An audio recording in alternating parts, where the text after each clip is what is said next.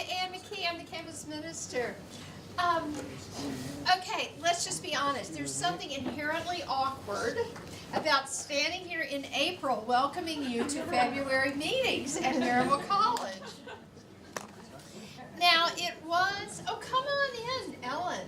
There are seats on the front row. I feel like a pastor. Or maybe a game show host. Maybe I feel like a game show host. You can come. There's some similarities. There are. I think there are. Anyway, it's a little awkward to welcome you to February meetings in April at Maryville College. Now, it was cool enough this morning to make us think it could have been February, but the dogwood trees do not lie, and they were in full bloom, which was lovely. But I got to thinking this afternoon that maybe February meetings in April is not a bad metaphor for what we are up to. February meetings have always been a little out of step in the world. February meetings have happened at Maryville College since 1876, when they were full-scale revivals and you got out of class for 7 whole days to go to revival meetings, and they kept track of how many people were converted or made commitments to Christ during that time. Some years, even the presidents were listed as having been converted, which made you think, what were those presidents beforehand? But I think it maybe was a reaffirmation of their faith. That's what I'm thinking anyway. But ever since they started in 1876, February meetings have posed a question of what does it mean to live as people of faith in a complex world? So let's just imagine, this is an imaginary exercise. What would it mean to live our lives by a principle of love in a world that wants to measure us by how much we consume? What would that look like? How would we even recognize ourselves if we lived as people of radical hospitality in a world where immigrants are rounded up at their jobs and sent away, regardless of the effect on their families? It's an exercise in imagination to think about how we might possibly shape our lives by gratitude for this lovely earth that gives us dogwood trees in 2 colors and redwood trees all at the same time. How could we possibly shape our lives by gratitude for this abundant earth rather than using it up like some disposable stage set that we're going to throw away at the end of the run? What would it be like in a world of winter, of February? Not that I'm dissing February, I know, Groundhog Day, Valentine's Day, all the rest. But what would it be like to live in a world of winter as if April and blooming and new life had already come? So here we are. We are blessed this year with Laura Hartman, who Jordan Connerty will give us a fuller introduction to in a minute, who will help us think about how to live our lives out of season. No matter what our faith is, no matter if we don't call ourselves people of faith at all, but how we can imagine that we might live life better on this earth, how we might share it and appreciate it and care for it, and so make our own lives better, and how we might make lives better for those who follow us. I'm grateful that you are here, because it reminds me that though we might be out of season, it is always a good time to stop and reflect on how to live well in this world. Now, some of those things of living well in this world are like really tangible, like you should silence your cell phones. There are books available. Wouldn't it be imaginable? Wouldn't it be amazing to like stop for a whole night and read a book rather than like looking at our screens? Like there are real tangible paper books out there that you could buy and read. Some of them Laura can even sign with her name because she wrote them. She's going to speak as well tomorrow at 1 o'clock in the CCM, and I invite you all to be there. And there will be questions at the end. And it's always terribly embarrassing when no one has a question. So like start thinking. When she says something, you're like, yeah, but how does that really work? Like, get ready, ask that question, okay? Or like, well, but yeah, I heard about this. Like, ask her that question. Like, there's no stupid questions. So, like, it's only stupid if I sit here waiting for you to ask questions. So do that, all right? Is there anything else I'm supposed to say? Yeah. Okay, Jordan Connerty is going to tell you about his former teacher and current teacher, Laura Hartman. Thanks, Anna.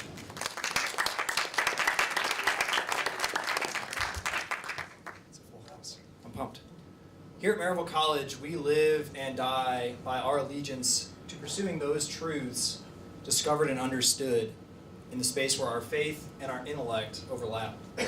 So it is with special excitement that I am pleased to welcome our February meeting speaker to campus to push all of us in what we know and what we think we know, what we believe and what we think we believe.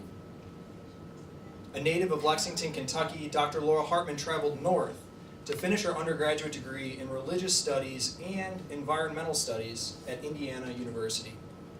She then ventured east to complete her PhD in religious studies at the University of Virginia.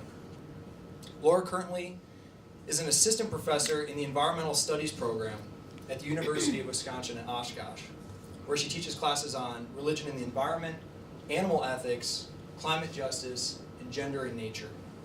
She's a contributor to the forthcoming Routledge Handbook of Religion and Ecology. She is the editor of a forthcoming volume called That All May Flourish, Comparative Religious Environmental Ethics, and she is the sole author of The Christian Consumer, Living Faithfully in a Fragile World. Laura previously taught in the Religious Studies Department at Augustana College in Rock Island, Illinois, which is where she and I first met roughly 10 years ago, which is crazy to think. When I set foot on Augustana's campus as a freshman, I had no idea what I was going to study and where my life would lead me. Thankfully, Laura is a professor whose care for the subjects she teaches spills over to her students. She endlessly encouraged me to ask big questions and to dig deep in pursuing their answers. She led me by example as a professor on how to be a concerned person of faith, deeply concerned in pursuing justice and truth in a world where those things often seem impossible to discern. She's going to now help us ask ourselves the question of what would Jesus buy, and walk with us as we sort through trying to find an answer. Friends, please welcome Dr. Laura Hartman.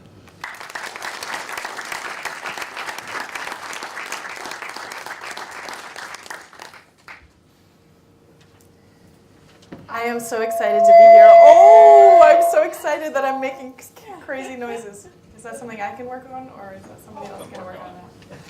Okay. My excitement is taking this form of sound waves. That's how excited I am.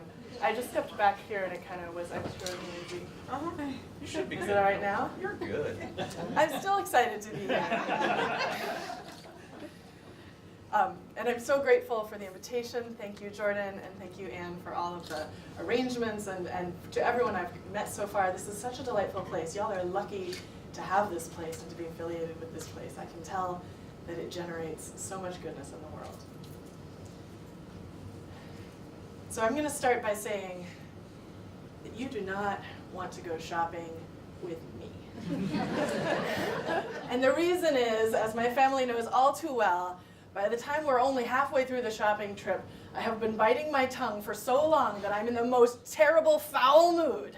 Any store, almost any store, it's the same way.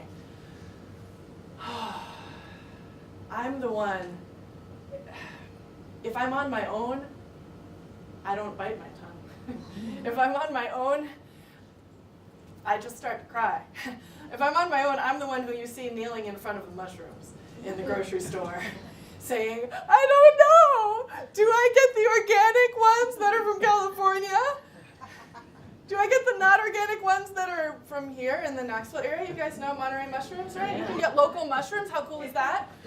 Which do I get? Or do I get the dried mushrooms because they weigh less and they probably had less, shipping associated with them? Do I even need mushrooms? They're kind of expensive. What is my family budget for the week? And does my spouse even like mushrooms? And will my kid eat them? Probably not. But they're healthy. They have vitamin D, There are a million voices in my head, every little consumer choice, because I'm a little neurotic about this. I just am. I'm a little neurotic about this. I'm very neurotic about this, which is why I wrote this book. This is therapy. This book was therapy for me. Because look, guys, whatever we do, whatever we consume, and it's not just about the store, right? It's about consumption more broadly. Whatever material stuff passes through our lives has an impact. It has an impact on ourselves, the nutrition in those mushrooms. It has an impact on people around us, like people in my household, whether I'm wasting all my money on fancy mushrooms and there's not enough money left over for bread. It has an impact on people in my community who I may or may not know, like on the workers at the Monterey Mushroom Farm. If I do or don't buy their mushrooms, right, that has an impact on them. It has an impact on the non-humans in this whole situation, right? Because there are resources being used in all of this consumption, and so the use of those resources has an impact on ecosystems, on other species, right? The shipping that I just mentioned, that has an impact on the makeup of the atmosphere and therefore climate change, right? I just wanted some mushrooms, but now I'm responsible for global warming. But I am, right? I mean, this is real. So earlier today, some people were reflecting on school shootings, and we're reflecting on other very deep and troubles, problems, things that matter a lot to our society. And yet some of those issues, like school shootings, are a little bit remote from me. I have not engaged in a school shooting, and I have not been directly affected by a school shooting. However, so that's kind of a distant, I care, but it's a somewhat distant problem for me. But you know what? Guess what's digesting right in here, right now? Cheese. Cheese. Yeah, that's exactly, yeah. Anne saw me. I was scarfing down the I live in Wisconsin. I love cheese. I love cheese. But you know what else this is? It's not just cheese, right? This is the lives of cows. How were they treated? I don't know. How were the workers who milked the cows treated? I don't know. What did they do with the waste from the cows? All that manure, if it's stored in a big waste lagoon like that often happens in these larger farms, then that's going to off-gas a ton of methane. Guess what methane does? Warms the globe. Climate change is in my belly. I don't feel very good, right? I mean, what's in your belly? This is intimate, is what I'm trying to get at, right? This sort of issue, and it's not only about food. That's my favorite example because I love food and because it's very relatable. But all of these things we consume, the material flow of stuff in our lives has an impact, okay? It's deeply connected, so I am deeply connected. I mean, I eat enough cheese that it's accurate to say that I'm sort of made of cheese, right? You know this is how the metabolism of your body works. Your body takes what you eat and forms it into your cells. So I am made of cheese. I'm made of suffering cows and climate change. I'm made of this. And that's troubling, right? Does this make sin feel like a different thing? I'm kind of made of sin. And I'm not only made of sin, okay? The story does not end here, but you see where I'm starting? This is why I'm neurotic about this. I don't want to be made of sin. I want to be made of good stuff, don't you? Right? Sugar and spice and everything nice. Because I'm a girl, I can claim that one. No, but seriously, I want to be made of good stuff, and I want my life to be made up of good stuff, and I want my consumption to be good. Right? So, okay, so you can see why this is an ethical problem. You can see why I approach this with a lens of ethics. I'm interested in right and wrong here. And I'm interested in it because it's personal, or at least it should be. Now, many of us don't think about it God bless y'all who are able to go shopping and not get in the worst mood ever. But we should think about it, because it is significant. When I'm in a grocery store, I'm back in a grocery store again, and I grab some mushrooms off the shelf, well, you know what happens, right? I take it to the checkout, and there's a beep, and there's a computer, and there's a signal, right? And the signal goes to the somebody who works in the store who maintains inventory. And they figure out, oh, we've been selling lots of mushrooms. So what are they going to do? They're going to call up Monterey Mushrooms, and they're going to say, please give us more mushrooms, right?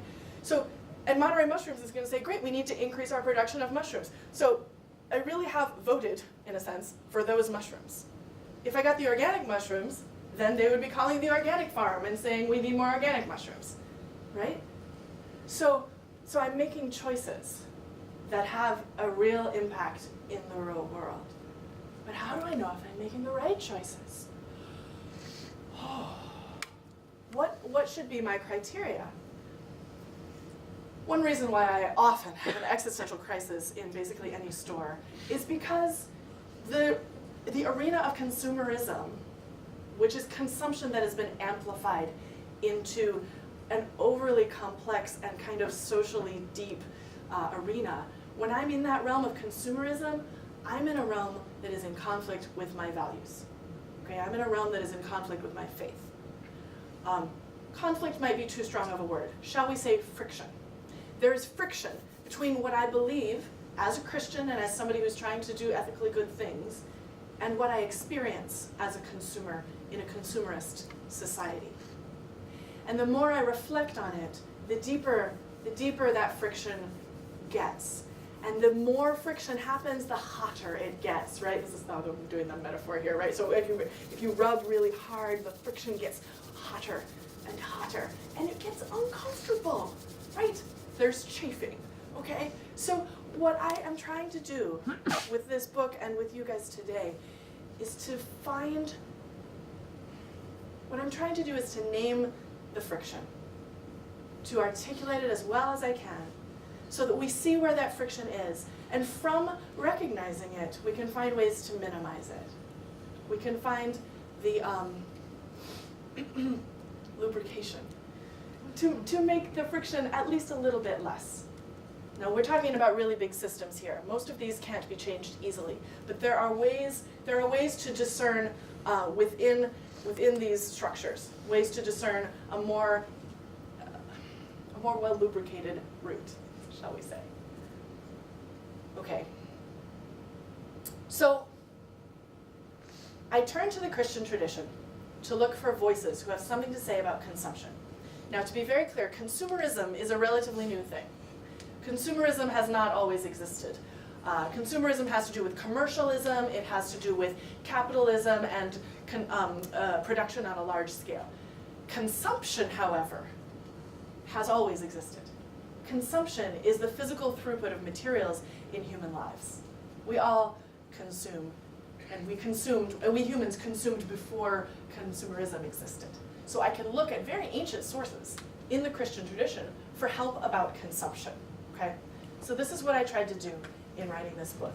And what I found was somewhat similar to what I experienced in the grocery store. I found a cacophony of voices, a very confusing array of opinions and ideas.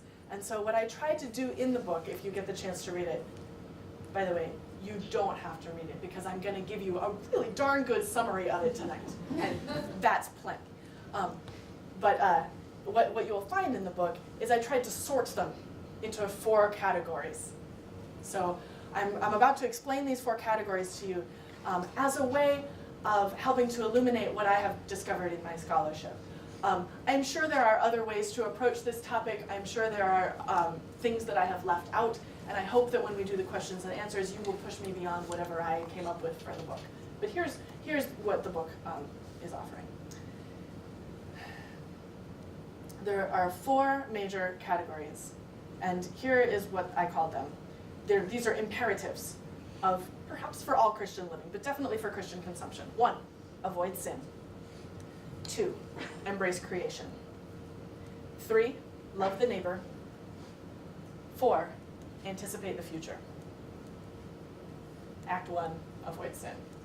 this is where I begin, because you know that I'm already really concerned about all these sin, right? I already tried to make the case that I'm basically made of sin because I consume sin all the time. That might be hyperbole, but I think you get what I'm saying. There are so many elements in our system of production and consumption that we might call sinful. If there's injustice to workers, shall we say, that's probably sinful.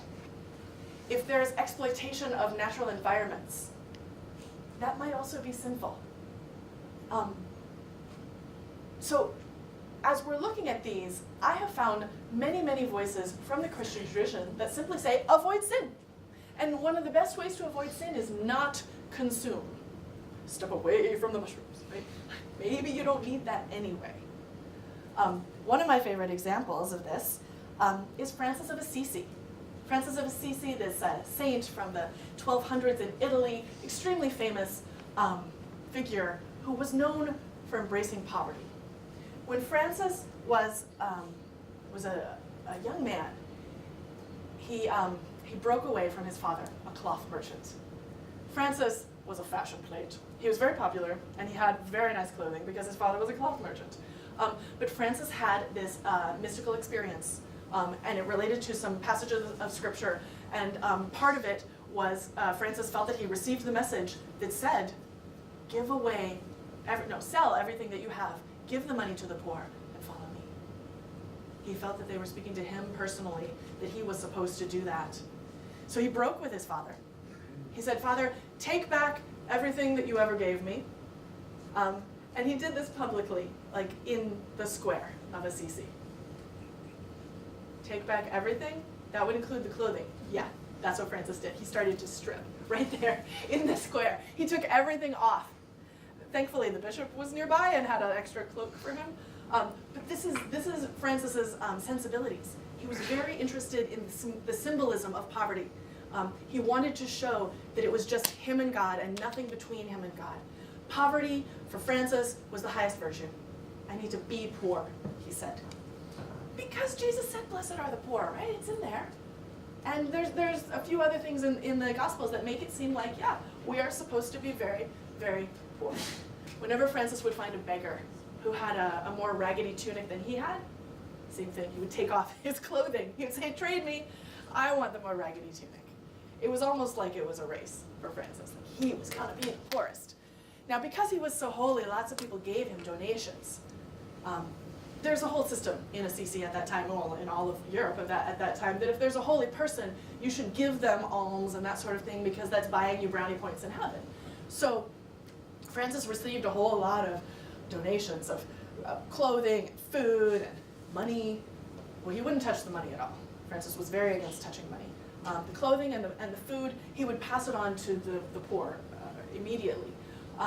He actually had trouble staying poor because people kept giving him stuff.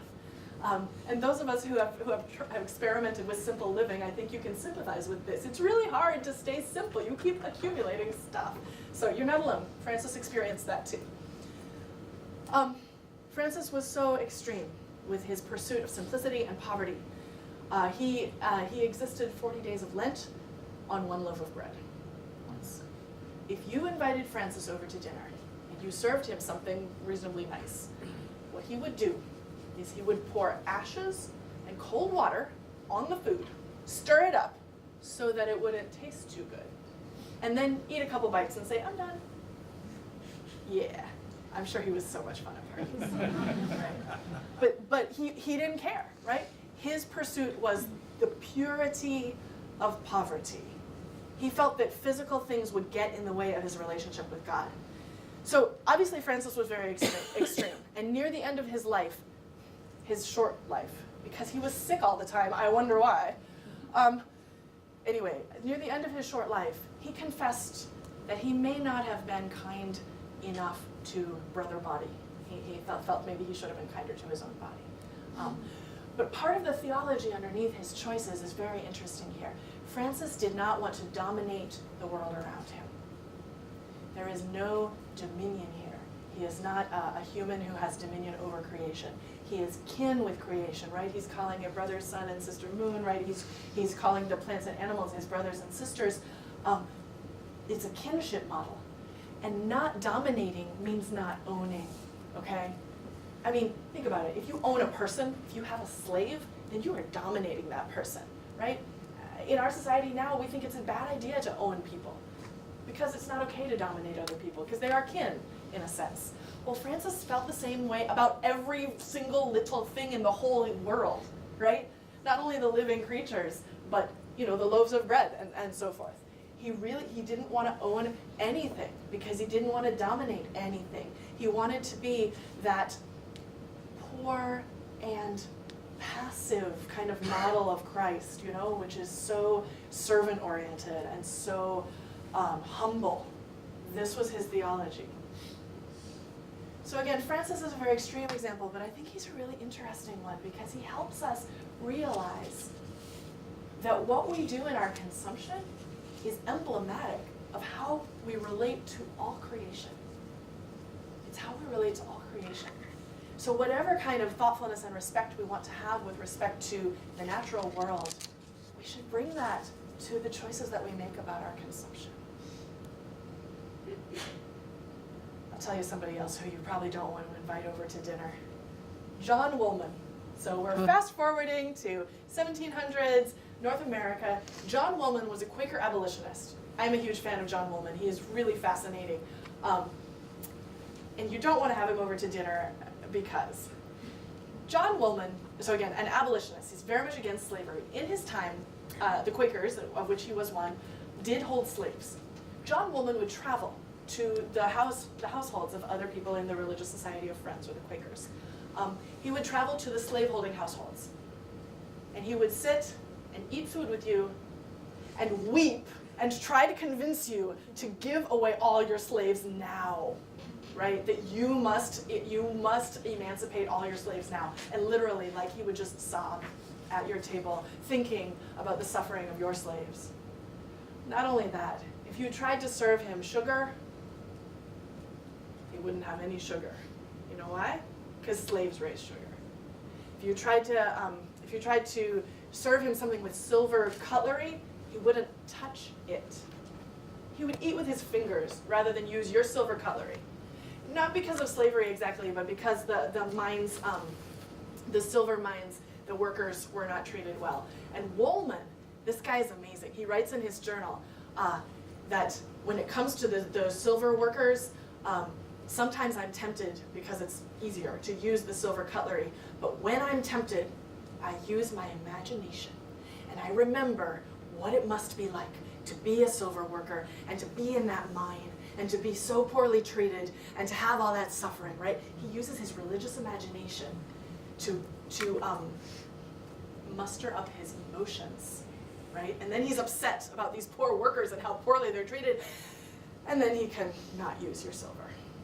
And then he can not use your sugar, not have any sugar, right? So this thing about offering something and having it refused, excuse me, is one of the ways that Woolman persuaded his fellow religionists, is how he persuaded his fellow Quakers. John Woolman spent almost all his life traveling up and down the East Coast, visiting these households of slave-owning Quakers, pleading with each one of them. Now, Woolman was concerned, though. This is a guy who was able to think systemically more than Francis, I suppose because he lived in a more complex world. Woolman realized that by staying at these houses, by sleeping in the beds, by eating the food, he was benefiting from the labor of slaves, right? Because there's a household, the slaves are the ones making the bed, the slaves are the ones making the food. He didn't want to do that. So here's what he did. He calculated, this guy is very mathematical. You should read his journal, it's amazing. He calculated how much those slaves should have been paid if they were free people just doing labor as servants. And he left them money. Sometimes he would leave it with the slave owner. And so he would say, again, with many, many tears, "This is for your slave, please pay them for the labor that I benefited." And as a persuasive move, again. Or if the owner was really not moved by Woolman's argument, then he would pay the slaves directly. He would pull them aside and he would say, "Thank you for your labor, I want to pay you, here you go." He didn't want to be complicit. He didn't want to be complicit. Woolman is one of the first Christian thinkers to recognize that through consumption, we can be complicit in a system that is unjust. This is huge. This is really huge. Because we now live in an extraordinarily complex economic system. And I mean, Woolman's head would explode, honestly, if he lived today. Maybe that's why my head explodes. Maybe he and I are like soul sisters or whatever. Soul brothers, something. That there are so many things that we are complicit in, right? So complicit means you benefit from someone else's suffering. Usually it means you willingly benefit. You're willing to go along with it. Maybe you don't want to look at it too closely. You have a sense that it's probably kind of bad, but you don't want to know the details, so you don't look into it. I mean, all of us are complicit in some suffering, right? Cheese! I mean, cows, you know, I hope they live reasonably happy lives when they give that milk and so forth. It doesn't kill them exactly, but it's not the best life, you have to admit, if I really think about it. I'd rather not think about it because I love cheese, but if I really think about it, right, it's not a great life for those cows giving me that milk. I benefit from their suffering. And if I'm Woolman, I'm uncomfortable with that benefit, right? Woolman, he's very interested in purity. He cannot benefit from anyone's suffering. And if he does benefit, he will pay them off, right? It's a little bit like buying carbon credits. I do this sometimes. If I go on a long trip, you know, then I donate to one of those organizations that'll plant so many trees, you know, and then I say, okay, phew, I didn't, you know, effectively I didn't pollute. Well, I mean, I still kind of polluted. And, I'm not really undoing it, but I feel better. I feel better, and the account balance perhaps it feels like it's more balanced, I guess. Okay. So Woolman is helping us think about complicity and think about ways to step out of it. Mostly, he's giving us the example of paying your way out of it and of trying to change a system. So he paid his way out of it on the small scale, but he devoted his whole life to meeting with Quakers and trying to convince them to free their slaves. It was after his death, but not long after his death, that the Quakers, as a group, voted to completely endorse abolition of slavery. And they said you cannot be a member of this religious society of Friends if you own slaves. And that was huge. They were the first group in North America to do that.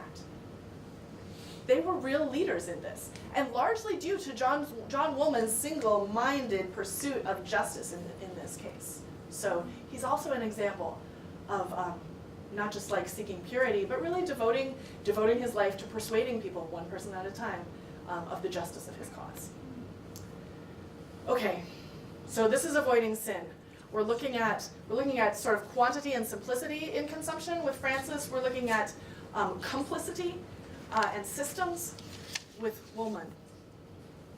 And that's all well and good. But honestly, the story does not end there.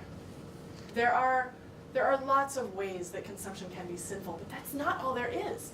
I honestly expected when I looked in the Christian tradition to just find a bunch of people saying, avoid sin, be simple, you know?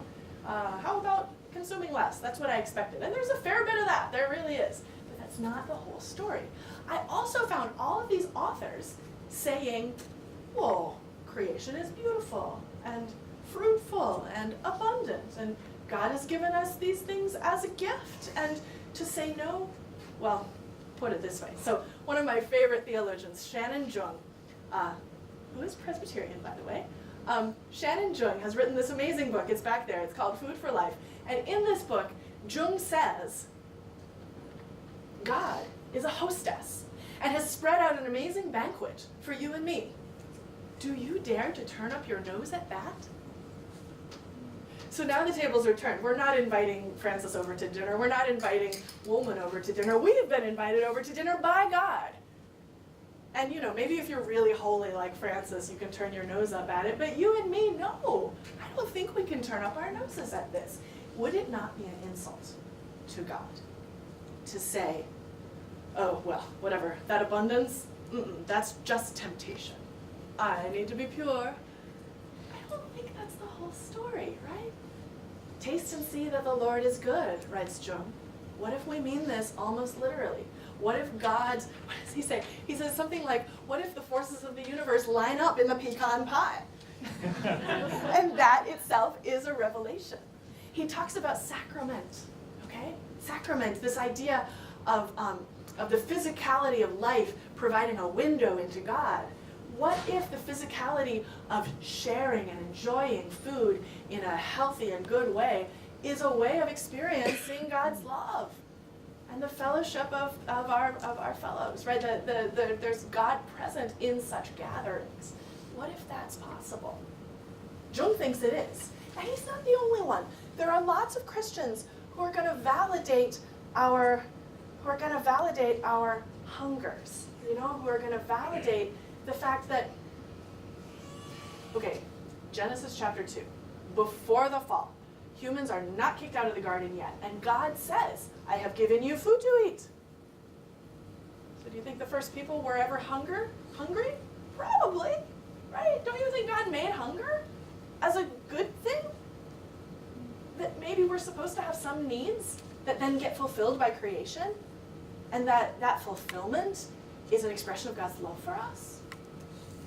Right? Maybe it's possible to embrace creation, to embrace the beauties of this world, to say that God is good through provision and abundance. This is part of the story too. In fact, in the research that I did, all the authors who are focusing on that first thing about avoiding sin and consumption were coming from a more affluent background, right? Francis himself was a middle class guy, and then very dramatically gave up all this stuff. Okay, you know what? If you come from abundance, you can very dramatically give things up, and that's great. And maybe that's what God looks like in that circumstance. But for people who come from poverty, giving things up doesn't look like holiness. It looks like foolishness, right? For people who come from poverty, God gives us a land flowing with milk and honey. God rewards holiness with abundance. It happens all over the Bible, right? Okay, little riff on milk and honey because I just love this. Milk. Okay, the way we make milk, like in the cheese that I ate, is probably not very happy for the cow, but in theory, milk doesn't harm the animal that it comes from, right? At least by comparison with meat, right? The animal survives the milk. The animal doesn't survive meat. Honey, right? Honey also. The bee survives the making of honey. Both of these are food for babies. They're food for baby creatures. The baby bees eat the honey, and the baby cows, of course, drink the milk, or whatever other, the goat milk, whatever milk it is, the human milk, right? Those are all food for babies. Milk and honey are two of the only ways of eating food that doesn't really harm the source of the food. Additionally, in Genesis 1 and 2, God says that we are to eat fruit and seeds. Okay? Fruit and seeds are also foods that don't harm the host plant. You can eat an apple off a tree and the tree is okay. If I eat a carrot, carrot's done for, right? But it's different with fruit, right? And seeds. The plant survives the eating of that, right? So all of this is to say that there are ways of consuming that don't have to be harmful, or at least not as harmful. I feel like the Bible knows this, because the beautiful paradigmatic versions of eating are these milk and honey and fruit and seeds. These foods that don't actually cause harm, or at least minimal harm. There's even beauty in mushrooms. The mushrooms also are these very special forms of food that come up almost out of nowhere. There's one theory that the manna, this is another paradigmatic food in the Bible, right? There's one theory that the manna was in fact mushrooms, because it really did seem to spring out of nowhere. Reproduce according to spores, perhaps. But there's something really special about certain foods. And I like thinking about the mushrooms because you guys have local mushrooms here, which is fabulous to me. Okay, so there's this positivity, this idea that we deserve good things. Maybe God loves us and rewards us with good things. And to turn it down could be a certain ingratitude. there's room in this perspective for sharing and for joy and for abundance. So my first consideration, avoiding sin, I was stepping away from the mushrooms. My second consideration, embracing creation, I am stepping toward the mushrooms. Yeah, it's a dance, just wait. Okay, here's my third consideration, which is love of the neighbor. Christian ethics takes many forms, but almost always it boils down to love. That's because when someone asked Jesus what the greatest commandment is, you know what the answer was, right? Jesus said, you shall love the Lord your God with all your heart, soul, strength, whatever, and you shall love your neighbor as yourself, and these two are basically the same thing. Okay, so love, this command to love, is so central to Christian ethics. So what does love even look like when I'm standing in the grocery store in front of the daggone mushrooms, right? Who am I supposed to love? Am I going to love the mushrooms? Am I going to love my family? Am I going to love the workers, the mushroom workers? It gets confusing. But at least love is a starting point. I like the fact that we have something to hold on to. I need to love in this consideration. To me, what this boils down to is relationships. Who am I in relation with? And you know, the Christian thinkers that I read about this were all over the map. Some of them, especially the Lutherans, I don't know what it is with Lutherans, but especially the Lutherans like Rasmussen and Mo Labita, both of these authors, and I've got Mo Labita out there, she's amazing, you should read her. But she's mystical about it. She's like, the neighbor is anyone who you could possibly have any effect on ever. I mean, I just traced like some of those connections from the one act of consumption. Like, that's everybody. So it's great, right? Like, I mean, yes, we are supposed to love everybody, but am I responsible for everybody? Am I? This is where my neurosis kicks in, right? And I'm like, oh no, I can't do it. You know, there's another perspective, and actually I get this from another Presbyterian thinker, John Schneider, and he when he writes, he says, no, there is a realm of dominion. Each of us, he uses kind of language of royalty, and he says each of us has a realm of dominion, and I am only responsible for what I can actually affect. And he endorses drawing a line, you know, like around my neighborhood, or let's say your line is Maryville. I am not responsible for anything outside of Maryville, but I am responsible for everything in Maryville, right? So I'm going to love all the neighbors in this town that I can. That is a tall order right there, if you think about it, right? If you have to love everyone in Maryville and try to do what's best for them, that's plenty, right? And so Schneider says, you know, I'm not responsible for the coffee growers halfway across the world who might be exploited. I don't have to buy the fair trade coffee. In fact, I should probably buy whatever's cheapest so that I can save my pennies and give it to the Maryville Salvation Army or whatever, you know, some local charity that's going to help people here. And I think that's a valid approach. I really do. I'm not going to come down on one side or the other, whether you want to be like Mo Labita and say I'm responsible for everyone, and so whenever I have the opportunity to have a good effect on somebody far away, I have to take it. Or on the side of Schneider, who says, I'm just drawing a line and I'm going to be deeply responsible for this, but not responsible for anything outside the line. Maybe you have your own. I sort of have a sense that some of us are called to here, and some of us are called to Guatemala. You know, so whatever is sort of moving you. But the real question is about that relationship. Who am I in relationship with, and how do I express love for the people with whom I am in relation? Love wishes what is good for the neighbor and acts upon that wish. Love wishes what is good for the neighbor and acts upon that wish. But the thing is, knowing what is good for the neighbor is hard if the neighbor's pretty far away. I have some chance that I will know what is good for a child in the Maryville Public Schools. If I live here, I have some chance that I know what is good for that child. I don't know what's good for a child in Guatemala with the same detail. There are some things that I do know, right? I know that all children are going to need adequate food. I know that all children are going to need love in the home. I know that all children are going to need a certain amount of like health care and that sort of thing. So there are certain things I can know. But my point is, when love gets too abstract, it turns into something else. This is how I think it works. I think when love gets too abstract, it turns into justice. And so really what I'm talking about when I say all children should have adequate food and all children should have adequate health care is a justice consideration, right? That is justice, that these children are going to get their basic needs met.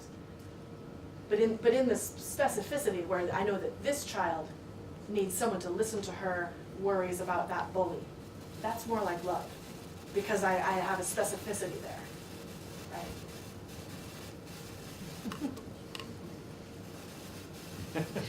I'm making sounds without meaning to.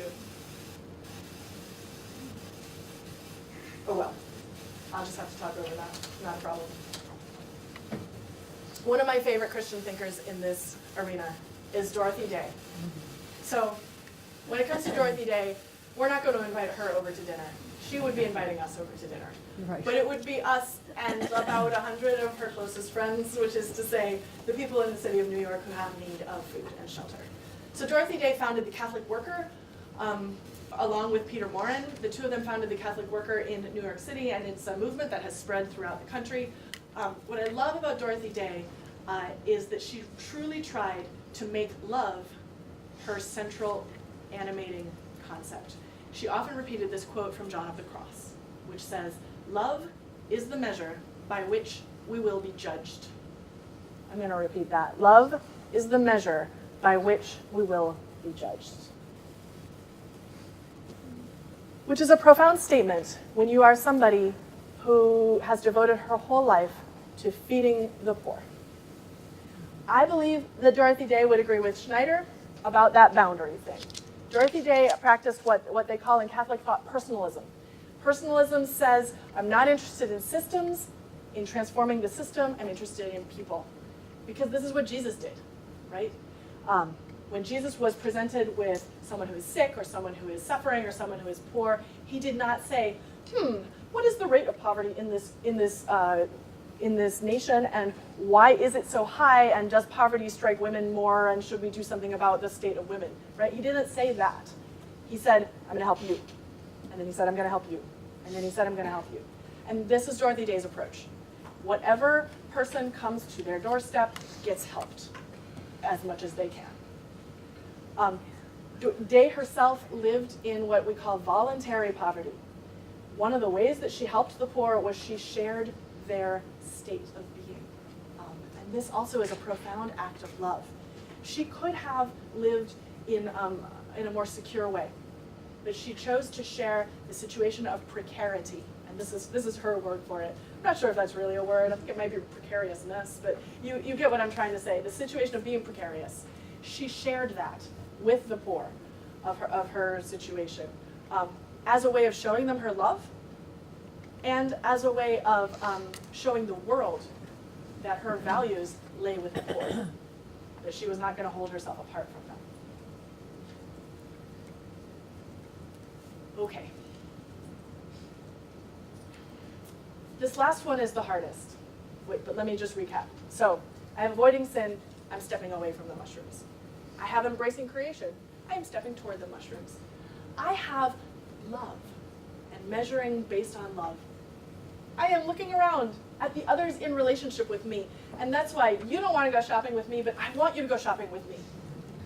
Because it's actually a lot easier for me if there is somebody around who I can sort of complain to and talk to and have a relationship with, because then I'm not alone with my neurosis.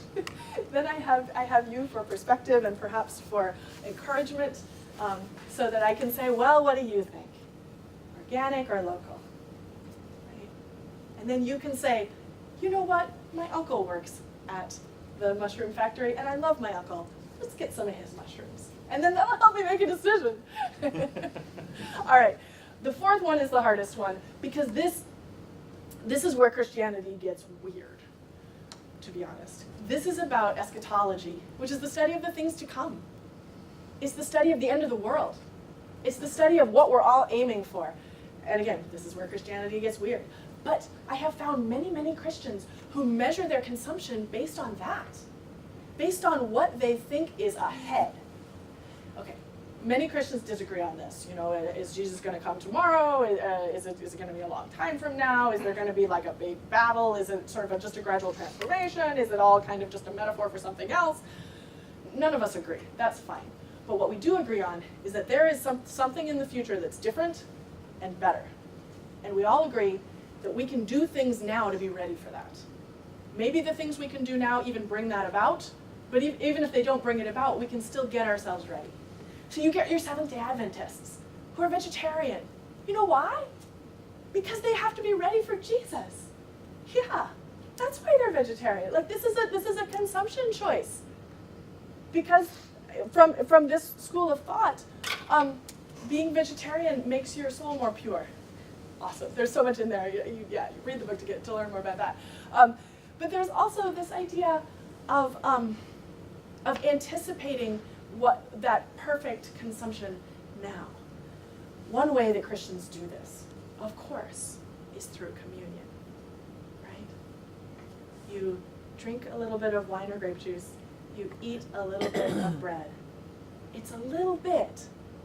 So it's sort of like fasting, because it's really not much food. But there's enough for everyone, and there's something celebratory about it. So it's a little bit like feasting also. It's this really interesting, austere abundance. When you break and bless food, it can be both. You can inhabit this kind of strange both and situation where you're mourning and you're celebrating, where there's abundance and there's austerity, where it all kind of comes together in community. You don't do it alone, usually, right? You do it in community. And it somehow adds up to a foretaste of the kingdom. I mean, that's one of the things that they call it, right? They call it a foretaste of the kingdom. That ceremony. And obviously for different types of Christians, it means slightly different things about Jesus' presence and so forth. But all the Christians agree that there's something special about that. It's a little enactment of the world as it should be. So what if we could gather and break and bless our wardrobes, clothing? What would a Eucharist of clothing look like? I mean, think about it, right? If you could do that with food, could you do it with clothing? Or something else, right? This is where the creativity comes in, I think, in this fourth consideration. This is where we're allowed to be a little bit experimental and say, what could consumption be? Is there a way that this is not only not sinful, but is in fact making the world better? Can I consume in a way that makes the world better? This is what I long for, right? I'm sick and tired of feeling like I'm causing damage at every turn. I mean, I study environmental studies, believe me. Like, I do this all the time. Humans, like, it's so easy to just get so down on humans because we're dang on destructive when it comes to nature, right? But we don't have to be. We can make nature fresh. We can replant those trees. We can set those rivers free, right? We can do these things. And the same thing goes for consumption. We can consume in ways that expresses the world that we want to have, right? Maybe I'm not going to buy any mushrooms at all. Maybe I'm going to go morel hunting. Isn't it morel season right about now or pretty soon? Yeah, morel season, right? Or maybe I'm going to grow my own mushrooms. I grow my own mushrooms. You can grow mushrooms. It's not that hard. You can grow them in like newspaper in your basement. If you want to grow morel mushrooms, the dirt has to be untouched for 100 years. Okay, you're right. You can't grow morel mushrooms in your basement. Good point. Good point. For untouched dirt. Right, right. But like your regular button mushrooms or whatever, you can totally grow those in your basement. Shiitake, you can grow those in your basement. I've done that. Right. So I mean, there are completely other ways to think about consumption that that don't have to participate in the bad stuff necessarily, and that can grow community. Right? So thinking more creatively is where I tried to end up with this rather long exercise in self-help. So the other thing that I wanted to just notice about mushrooms and about fungus in general is that yeast is so central to the elements of the Eucharist, right? You get your bread and your wine. These elements, so it's not the same as milk and honey. Okay, there is sacrifice that happens to create these elements. But there's also transformation in those elements. Transformation through human cooperation with microorganisms, right? Human cooperation with yeast. We cooperate with yeast and we make these elements that are different than they were.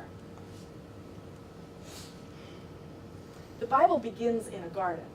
It ends in a city, right? It ends with something that is human created, but it's beautiful. It's not only human created, it's God created, right? It's both. And I think that that's really emblematic and important for us as we think about consumption. I am concerned about how the humans cause damage to nature, but I think part of the answer is to see humans as a force for good, as a way that God can use us to create this better world, or to anticipate this better world. Okay, so I know, I get a little abstract at the end, I hope that you'll forgive that, but this is where I end up, and this is the way that I can get myself through a shopping trip. Right? This is the way that I can get myself through that. Is to tell myself it's not only about avoiding sin, because literally, like sometimes I just go in the grocery store and it's like there's oil dripping off the shelves because I know that it's been shipped for like. Did you know that the average thing that you eat has traveled 1,500 miles? That's a lot of truckers' bodies stressed out for one thing, and that's also a whole lot of air pollution that is leading to climate change. Okay, so that's why like sometimes I just the walls are dripping with oil. But if I can take a deep breath and remind myself that this is also God's abundant creation.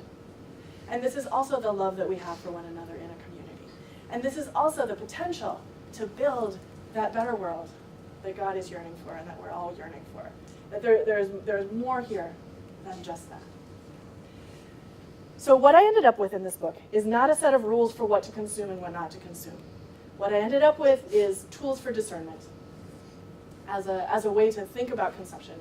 And so tomorrow, I am hoping that we will have a chance during the chapel service to look at those tools for discernment on a practical level and ask ourselves real-world questions about whether these are even helpful at all as we try to think about should I walk or should I drive, as I think about what should I wear, what should I eat, what should I do. Okay, so I think that's it. That's all I've got because I know I'm getting definitely low on time and I want you guys to have time to talk and reflect and tell me what's on your mind. So please come shopping with me next time. That's all. Thank you.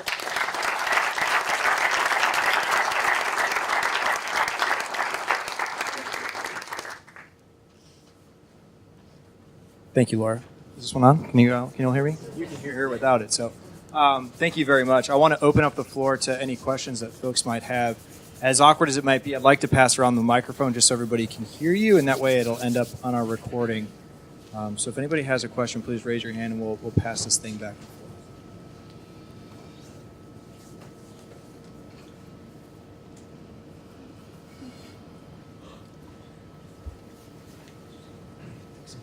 Probably don't need the microphone either.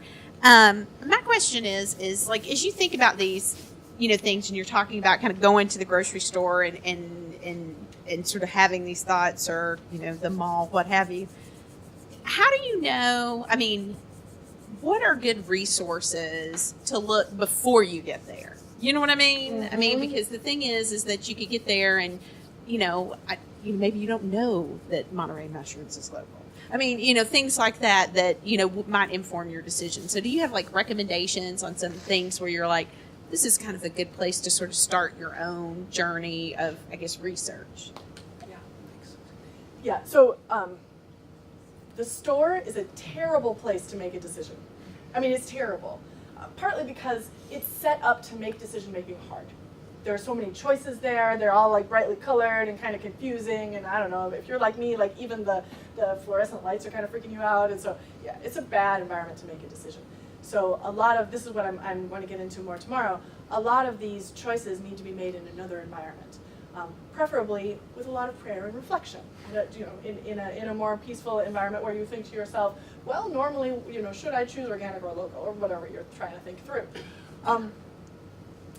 Cynthia Molabita, she recommends, now remember, she's the one who says, everyone is our neighbor and we must love them all.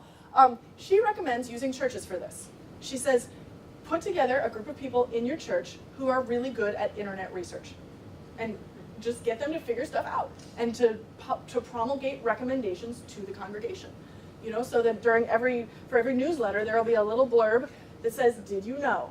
Monterey mushrooms are local, and that poultry farm that was raided by ICE recently, you know, had some OSHA violations with the workers, and so you probably don't want to buy their chicken, or whatever it is, right? So that people are informed. Our system is set up to mask all of this, right? Basically, the only information you get is the price. The price is trying to be a proxy for the cost of production, right? But that cost of production usually doesn't include environmental costs, because there's a lot of weird sort of government subsidies going on in there. It may or may not involve labor costs, depending who the labor is, right? If you use undocumented workers, you can pay them less because they can't complain. You know, I'm not saying that the local plant really did that, but some do, right? Okay. Did they pay them less? Yeah, right, because they can't complain. I mean, they could, but then they would get found out and deported, so they're not going to complain, right? So, so sometimes the price gives you some of that information, but it's a very imperfect communicator. Labels sometimes give you some really good information. Probably if you look closely at the mushrooms, it would say, you know, grown in Knoxville, Tennessee or something. That takes some time too. So, I mean, it's an option with things that you buy regularly. It is an option to tell yourself, this is a fact-finding shopping trip. It's going to take me a few hours, and I'm just going to read all the darn labels. And then after that, you'll know.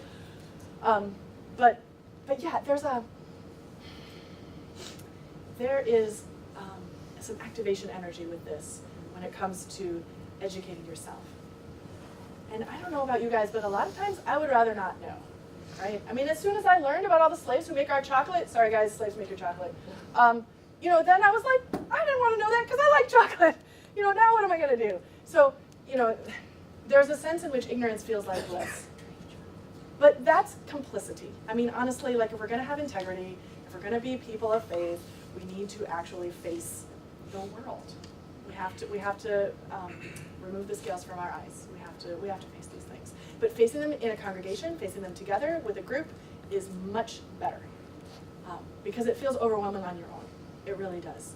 And you can start to feel despair. Yeah, I guess I'll stop there. Yeah. So I can talk very loud. Good. How do you draw the line on your neuroses? So for example, I live on a farm. Yeah. And I grow things organically. I've got horses, I feed them, they're happy, they poop, and then we've got fertilizer. Great. But to grow that garden, I have to kill trees. Sure. And I could say, well, I could kill them with a chainsaw or I could kill them with an axe, but even with an axe, it's made of iron. So I could go on. So where does the neurosis end? I know. Right. Okay. Well, so it's a good thing that we're familiar with the language of Christianity. We need it for something like this. Because, yes, it doesn't stop. Everything, almost everything, except for maybe honey, right, or something, like everything that I consume or use has caused damage. I mean, in a sense, I just like cause damage every step I take through the world. Here I go, causing more damage. What am I supposed to even do with that, right? Why is it, this is even deeper existential, like why does predation exist? Why is it that life feeds on life in this world, you know? I mean, in Isaiah, right, there's this vision of the lion lying down with the lamb. You know, I mean, I think the Bible is uncomfortable with predation because, you know, that image sort of shows us, like, it would be nice if nobody had to kill anybody in order to survive and be. All right, I have a quote just for this. This is my favorite part of my book, which is a quote from somebody else. This is Wendell Berry. He says, "To live, we must daily break the body and shed the blood of creation. When we do this knowingly, lovingly, skillfully, and reverently, it is a sacrament. When we do it ignorantly, greedily, and destructively, it is a desecration." So, that's a little oversimplified, but I think Barry has his finger on something important, because as Christians, we know that not all destruction is bad, or at least we know that destruction isn't the end of the story. right? We all benefit from Jesus' death. We all benefit, right? And God made that terrible, terrible thing into Easter, you know? So I think that Barry's onto something, that it comes to the way we approach it. And maybe it's about what tool you use, or maybe it's about what's happening inside your mind and soul. But somehow we have to find a way to let that destruction be holy. I'm real hesitant about this, right? Because I don't want to say that, like, oh, well, the suffering of the workers doesn't matter because they're sacrificing for me, or Jesus makes it good. That could be too simplistic, but I do think that there's a way to approach these things reverently. Anyone who has been on a hunting trip and has killed an animal and has been thoughtful about it, I think will tell you that there's a moment of sacredness there. There's a moment of, okay, animal, you died, I killed you, thank you. Right? And I think that there may be ways to let that destruction not be the end of the story. Well, continuing on that, it's a deep sort of humility, because we want to always be good. We want everything to be binary, because our brains are binary processing machines. So we want it to be all good or all bad, but God forces us into this mystery where we hang, where some of the things we do, and we just have to admit that we are still sinners, and that no matter how hard we chip away at it and how far down the rabbit hole we go, that we just have to commend ourselves to His mercy. Yeah. Here.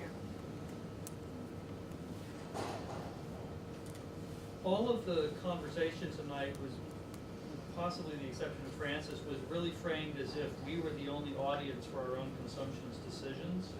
And Francis is actually a nice example of the idea of invidious comparisons of, I'm going to be the poorest, I'm going to win at this, which actually has some problematic elements, but I think it raises that broader question of, in many consumption decisions, we are not the intended audience for it. They're performative, whether it's serving food or clothing is actually a perfect example of that. And so, in that case, the audience is not just me and God, it's the other people around me judging my relationship with God based on their interpretation of what I'm doing. And to what extent you've explored that in your work. A little. A place I thought you were going to go with that is a place that I do go in the chapter on love, where I talk about gift giving, and that a lot of the consumption that we do is because we love someone else. We want to give them a gift or do something, whether it's a hospitable meal or a straight up gift. But it is often relational. Yeah.